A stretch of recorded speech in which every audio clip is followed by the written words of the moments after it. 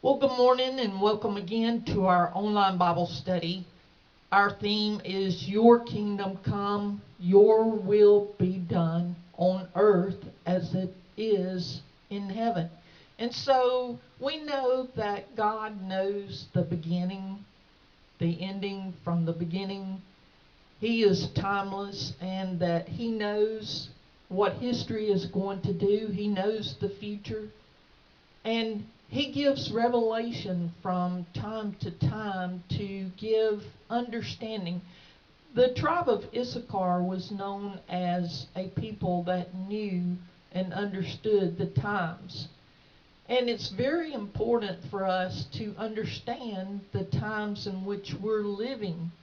Now, there are those that says, "Oh, well, this is the precursor to the tribulation period."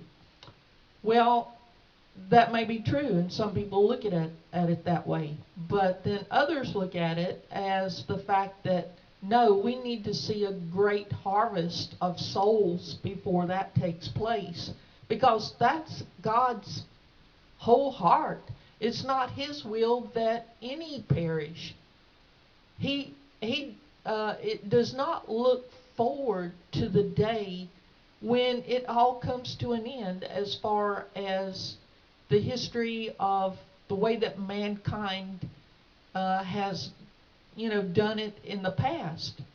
Yes, there will be a day when Jesus Christ will rule and reign for 1,000 years. So this would not even be the end of it.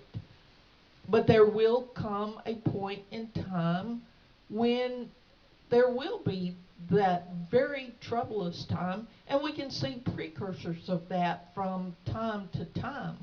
But we've got to understand the times in which we live, and we've got to understand the will and the purposes of God. Now we're going to be looking at a scriptures that comes to us from the book of Genesis. And our subtitle here, our subtheme, is Comfort and Rest. So we're going to be looking at Genesis chapter 5. Now, this is part of the genealogy. And some people, when they get to the genealogy, they may just skip over those things. But it's very interesting, especially the genealogy here, when it traces it from Adam all the way to Noah. If you did the math and you looked and see how long these people lived and when their child was born and how long they lived and so forth, and you would see that these people overlapped each other and that there were still people who had been born hundreds of years before that were living up to the time of Noah. And so it's very hard to grasp, that we could say that here were people that were born hundreds of years before, Methuselah or who, others that are listed there, and yet they're on this earth during the same time frame. Uh, but anyway, we're going to be looking at three generations going from Enoch unto his son and his grandson. So let's look at this. No, his grandson and his great grandson, I should say. So that would be four generations. So, verse 21, when Enoch had lived 65 years, he fathered Methuselah. Now, does that mean he didn't have any children before he was 65? Not necessarily, uh, because what the Bible traces is the seed the seed of righteousness, if you will, that will lead to the Messiah. So they don't always list everybody that was born or lived. But anyway, that's just a side comment there. When Enoch had lived 65 years, he fathered Methuselah. Now, verse 22. Enoch walked with God after he fathered Methuselah 300 years and had other sons and daughters. Now, notice, he walked with God after he fathered Methuselah. Does that mean that he wasn't walking with God after he fathered Methuselah? Well, sometimes when you become a parent, that changes your perspective on life, and you begin to say, well, I need to make sure I've got to be a role model for my child. So it may have been a wake-up call for him. I don't know. That may be reading too much into what it's saying here. It's just an interesting thought, because I know I've heard experiences or testimonies of people who said that when they had their child, then that kind of made them more conscious of how they lived, and that they had to be a role model for their children. But anyway, he fathered Methuselah. But 2 points here. He walked with God, and he fathered Methuselah. Verse 23, thus all the days of Enoch were 365 years. Well, there were people that were living over 900 years. And here is Enoch, only living about a third of that time. That was unusual during this time frame, because this was, man was created to live forever. But because sin came into the world, then there came a point in time that death came into the world. But so people were living much longer in these days. So for Enoch to live 365 days, that's not a long time. So all the days of Enoch were 365 years. Enoch walked with God, and he was not, for God took him. It didn't say he died, but it just said he wasn't. And God took him. Where did he take him? Sometimes we make the assumption that he was raptured and God took him to heaven. But we have to, this is another thought. So I'm going through to another rabbit trail here. God didn't make heaven for man. Think about that. He made earth for mankind. He didn't make heaven for man. And there wasn't mankind living in heaven. Now, we came from the Father, but we were spirits. We didn't have a body. We did not have a physical body. We did not have flesh. But we were spirits living inside of God. We have always existed inside the heart of God. But as far as human beings with flesh, with bones, no. None lived in heaven. So no human being had lived in heaven. And so here was Enoch. He walked with God. He was not, for God took him. Where did he take him? Enoch was a human being. So where did he go? That's a good question. Think about that. Verse 25, when Methuselah had lived 187 years, he fathered Lamech. Again, that doesn't necessarily mean that he didn't have any children before then. But again, this was the bloodline that would lead to Jesus Christ. So Lamech was in that bloodline.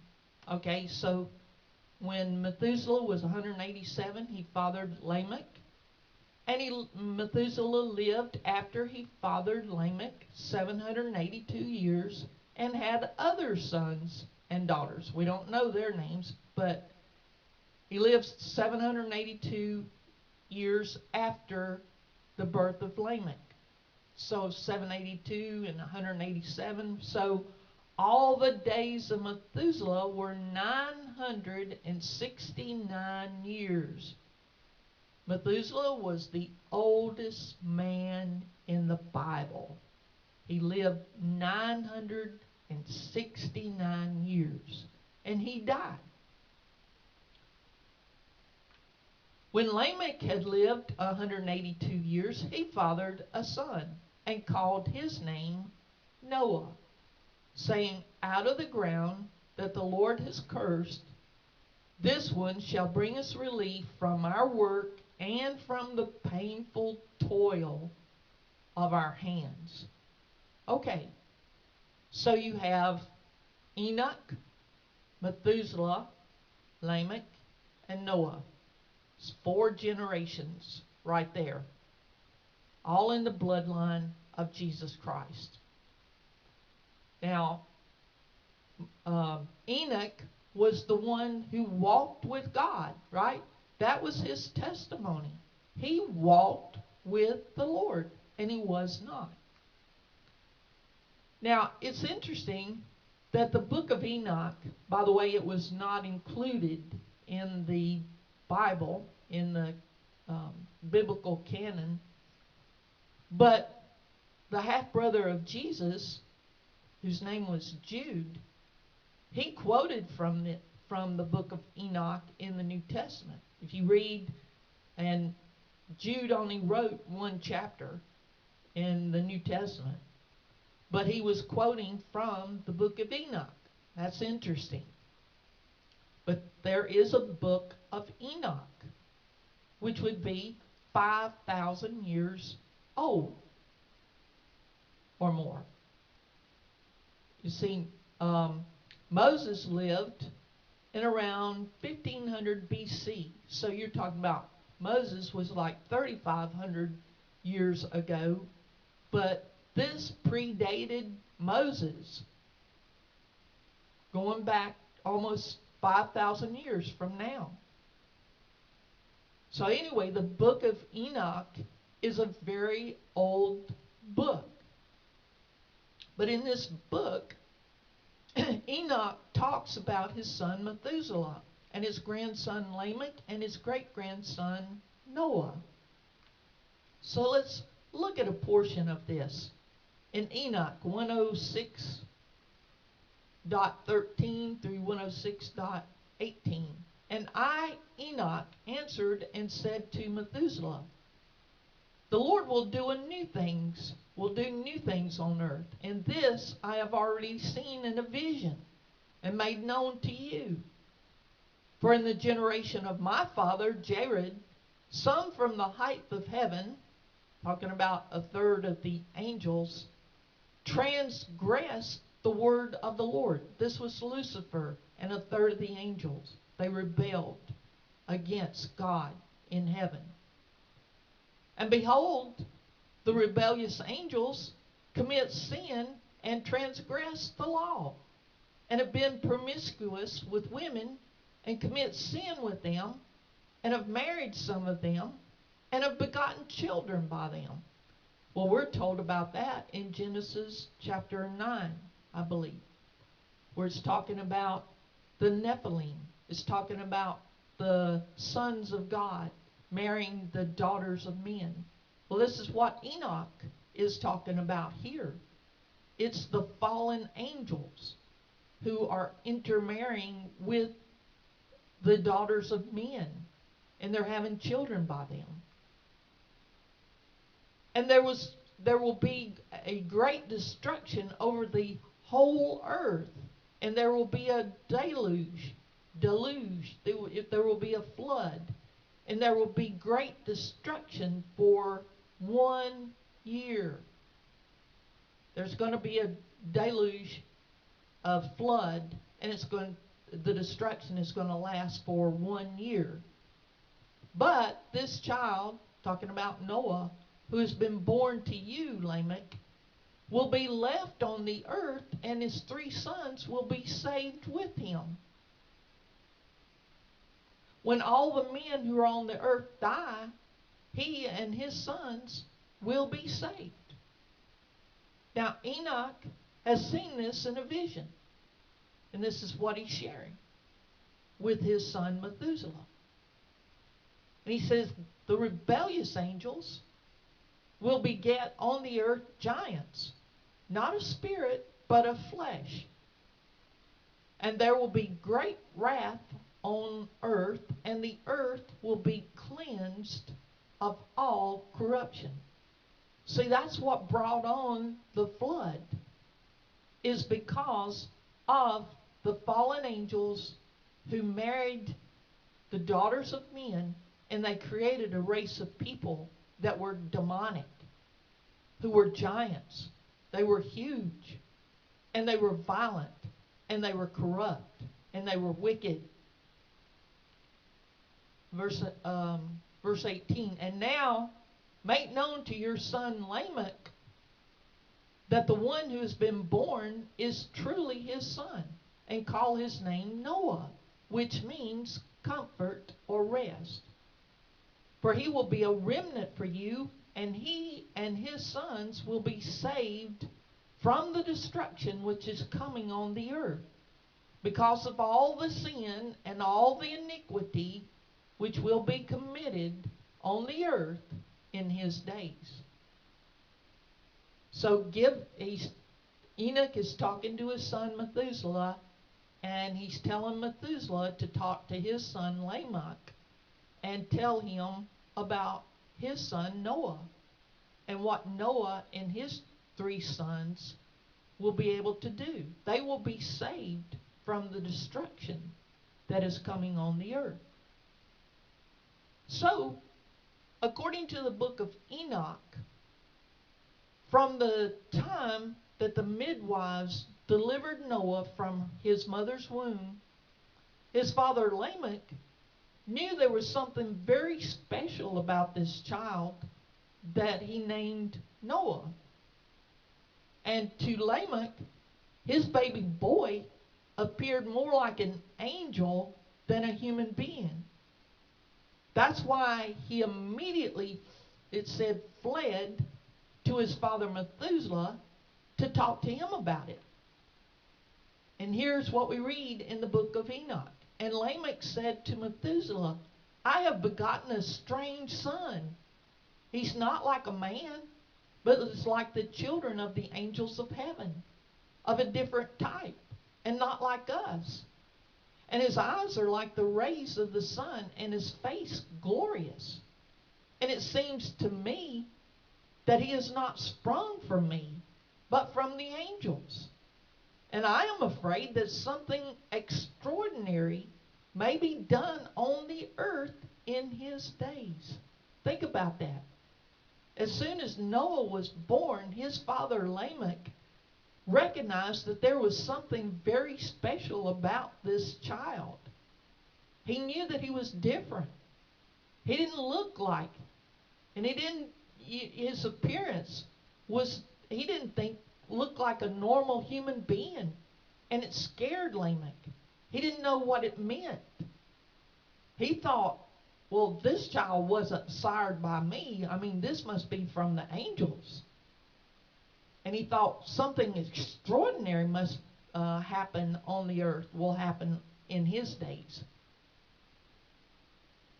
So Lamech had gone to Methuselah. So Methuselah, in turns, he seeks out wisdom from his father Enoch. But you got to realize that Enoch walked with God and was not, for the Lord took him, right? But in the book of Enoch, Methuselah said he knew that Enoch was at the end of the earth. For Methuselah had heard that Enoch was there.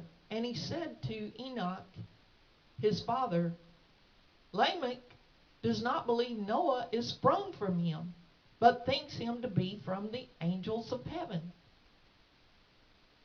So Methuselah seeks out Enoch. Remember, we said that it didn't say that Enoch died, and it didn't say that he went to heaven. It just said that he was not, and the Lord took him. It didn't say he went to heaven. We make that assumption.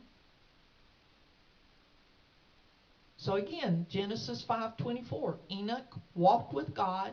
He was not, for God took him. But again, it did not say that he went up to heaven. Now we know Elijah was carried in a chariot of fire, and he went up into heaven. But nowhere in this text does it say anything about Enoch going to heaven. So Enoch had not died. It tells us that. that he was not. At least that's the way it says it. But God had taken him. But where had God taken him? Well, according to the book of Enoch, Methuselah knew that his father Enoch was at the ends of the earth. You got to say, where's that? Well, that's a good question. I don't have an answer to that, and I don't think we ought to speculate on that. But it's something that we need to ponder. Where is the ends of the earth? Anyway, this is the backdrop for Enoch's prophecy concerning the coming flood that would occur during the time of Noah and the reason behind it.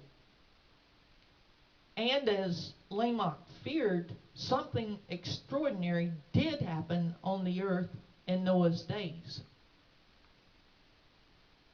In Enoch, in the book of Enoch, it said, there will be great destruction over the whole earth, and there will be a flood, and there will be great destruction for 1 year.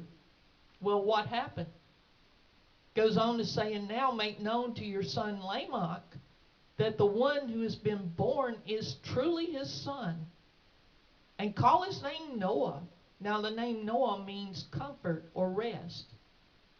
For he will be a remnant for you, and he and his sons will be saved from the destruction which is coming on the earth, because of all the sin and all the iniquity which will be committed on the earth in his days. Why? Because of the demonic, the fallen angels marrying the daughters of men, and the violence and evil and corruption that occurs as a result of that. Well, did this happen? According to the biblical account in Genesis chapter 5, it said, when Lamech had lived 182 years, he fathered a son, called his name Noah, saying, out of the ground that the Lord has cursed, this one shall bring us relief from our work and from the painful toil of our hands. So that's from the biblical text. Call his name Noah. The name means comfort or rest. Because God has cursed the ground, but Noah will give relief. So looking at the biblical text, if we fast forward and we look in chapter 7, and we've been in chapter 5, but if we fast forward to chapter 7, it said in the 600th year of Noah's life, in the second month, on the 17th day of the month, on that day, all the fountains of the great deep burst forth, and the windows of heaven were opened, and rain fell upon the earth 40 days and 40 nights. On the very same day, Noah and his sons, Shem and Ham and Japheth, and Noah's wife and the 3 wives of his sons with them entered the ark. Then verse 22, everything on the dry land in whose nostrils was the breath of life died. He blotted out every living thing that was on the face of the ground, man and animals and creeping things and birds of the heavens. They were blotted out from the earth. Only Noah was left, and those who were with him in the ark. So we know that it was Noah's family, and a small portion of every animal or creature on the face of the earth was on that ark with Noah and his family. They were the only ones that survived. If we fast forward to chapter 8, so it was in the 600th year that the flood came in Noah's life. Now in his 601st year, in the first month, the first day of the month, the waters were dried from off the earth, and Noah removed the covering of the ark and looked, and behold, the face of the ground was dry. What did it say in the book of Enoch? That there would be destruction that would last for 1 year. What does the biblical text say? It was in the 600th year that the flood came. It was in the 601st year of Noah's life that the land was dry, so that Noah and those with him on the ark could come out. So it lasted a year, just like it said in the book that of Enoch. Enoch had that vision. He saw into the future. He saw that that would happen. Now you have to realize that Enoch was very attuned to the spiritual realm. He was very in tune to angels. He could see them. It was like he was on this earth, but he was very much in tune with the heavenly realm around him. Just like, Jacob, when he went away from home the first time, and he was going to sleep, and he went to sleep, and he had a dream, and he saw a ladder that was, there were angels ascending and descending on that ladder from heaven to earth and earth to heaven. They were going back and forth, back and forth. Well, Enoch could see all this. So he could see angels all around him. He called them watcher angels. We might call them guardian angels. Because in Psalm 91, verse 11, he says, "For he shall give his angels charge over us to guard us in all our ways, lest we dash our foot against a stone." They shall bear us up, lest we dash our foot against a stone. So the psalmist was saying that angels are there to guard us, to protect us. If we call upon them, if we ask their assistance, they are there to help us, to guard us, to protect us. We can commission them. But most of us on this planet are not aware of angels surrounding us, being all around us. They're everywhere. And we don't see them with our eyes. But Enoch was one that did.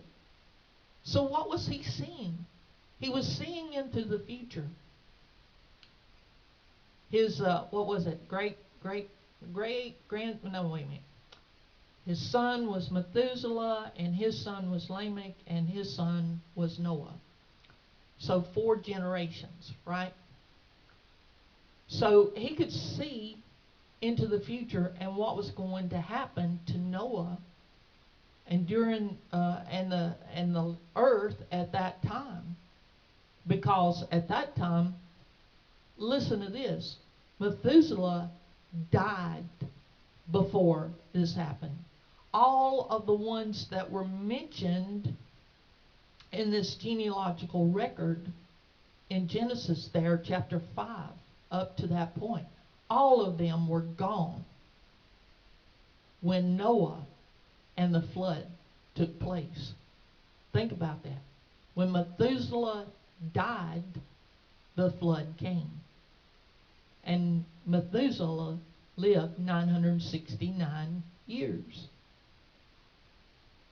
But this is, I'm sure that it's hard for us to grasp. Over time, we have become less and less heavenly minded and more earthly minded. In Colossians it says, "Set your mind on things above, not on things on the earth." But that's not the way the mainstream of us operates. Most of us are more earthly minded than we are heavenly minded. We have no consciousness of what's going on in that heavenly realm. But even Paul said, "Set your mind on things above, not on things on the earth." And the Apostle Paul had that opportunity. He said, "No eye has seen, no ear has heard, neither has it entered into the heart of man the things that God has prepared for those that love him."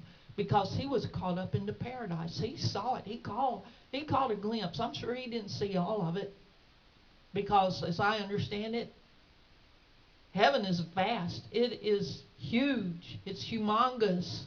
There's no end to it. So there's no way that you could see it all in just a brief amount of time. So Paul just saw a glimpse of it, but he said, no eye has seen, no ear has heard, neither has it entered into the heart of man the things that God has prepared for those that love him. But here we have human history, right? We see how the story of Adam and Eve and what happened with them in the garden and how they sinned and how they brought death into the world. And we see a progression as time goes on.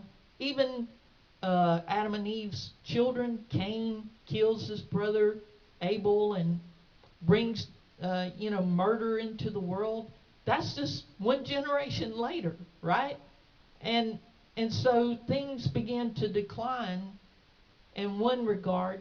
It's like you have this fork in the road, and one leads to destruction, the other way leads to life. And Cain chose the way of death, and then you had to have a bloodline.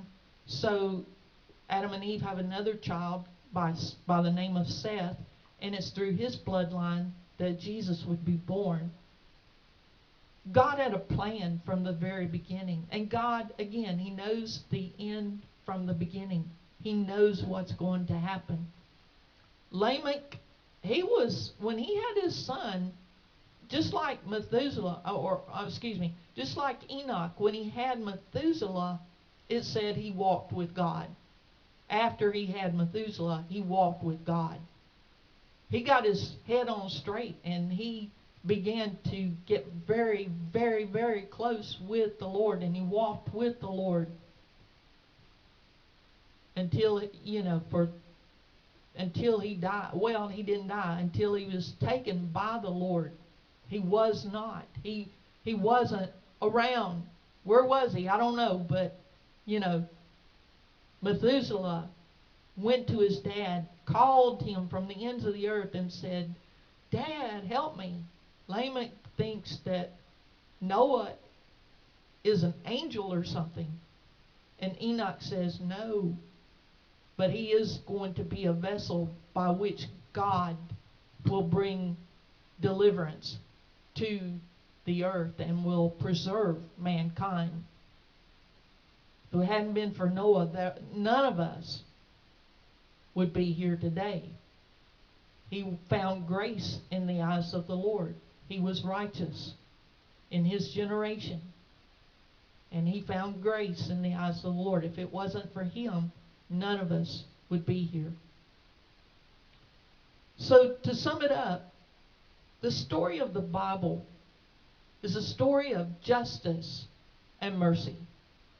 Yeah, there was justice. The flood came because of the wickedness and evil and corruption that took place on the earth. But there was mercy because Noah found grace in the eyes of the Lord. And he was in the ark of safety for that entire year. He was preserved, he and his family. So it's a story of destruction and restoration. Yeah, the earth was destroyed by the flood.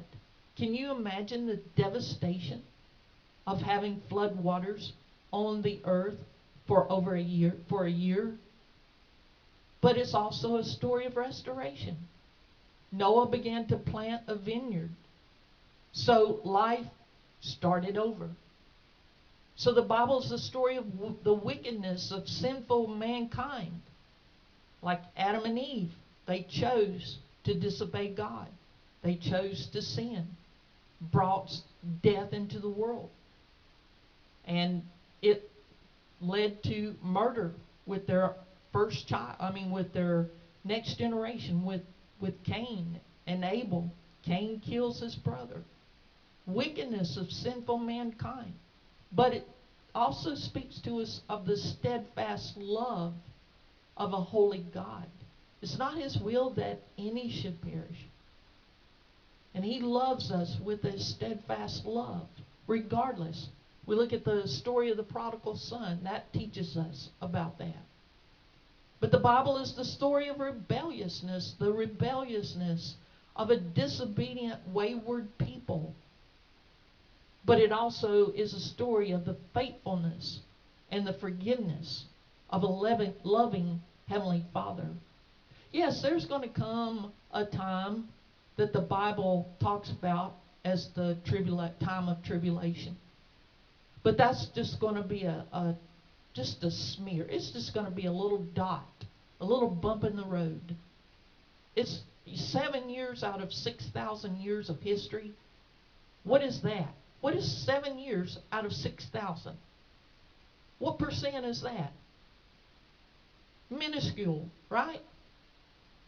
So we shouldn't focus on that. We should focus on the fact that the Lord's heart is for redemption. The Lord's heart is that He doesn't want to see anybody destroyed. It's not His will that any should perish. He doesn't want any to go to hell. That's people's choice. It's not God that's doing that. It's our choice, our free will. We can choose. So there is the great mystery here, isn't there, in the Bible? And I love the fact that there is the book of Enoch that gives us a little bit more insight into what the biblical record tells us. But I love this hymn. It's called the Hymn of Promise. Now, I have a little struggle with just the title. I mean, I thought, well, it could be a little better, but, Hymn of Promise. Well, that says it all. It is a hymn of promise. But listen to the words. In the bulb there is a flower. In the seed, an apple tree. You can't see it, can you? Can't see in a bud. You can't see bulb. You can't see that there's a flower. In a seed, you don't see it as an apple tree. In cocoons, a hidden promise. Butterflies will soon be free. You look at a cocoon and you say, that doesn't look very pretty. But then in a little while, a butterfly comes out of there and you say, wow, how magnificent is that? How beautiful. In the cold and snow of winter, there's a spring that waits to be.